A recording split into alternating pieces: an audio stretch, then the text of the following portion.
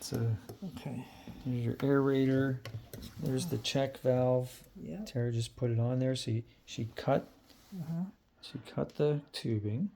Yeah. Now And then she put it in this way. So the fat part's towards the source, towards the pump, and this lipstick part, the thinner part here, it looks like lipstick, goes away from the source. So it goes, that's where the air is coming from. This is where it's going to into the thing. So we're going to aerate this until tomorrow when Tara can get them this is the LED into the tank at work. Because I'm afraid that they might not last. Yeah, we don't want them to, like, you know, not have enough air overnight. So this is like, so put that in there and then make some bubbles. Got it. Okay.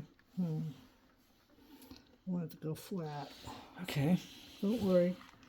It'll be all right, fishies. Get on my way. Oh, they'll get out of the way. 1, 2, 3, 4. Okay, I'm going to put something heavy.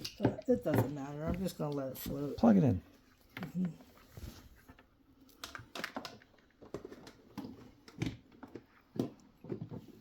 I'll turn this on. Yep, sure do.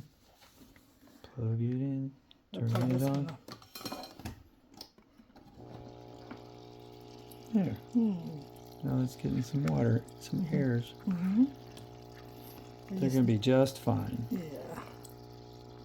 What I need to do is put And we'll figure out a way to, like, weigh it down. Maybe we have a clamp or something. I can just stick this on the side. Yeah, with duct tape, got all kinds of stuff. So, like, it's all good. Yeah, you saved the fish's lives. Save the fish's lives. They're happy now.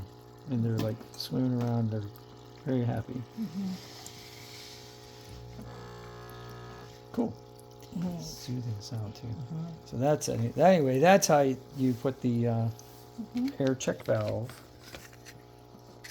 Okay. All right. Answer solved.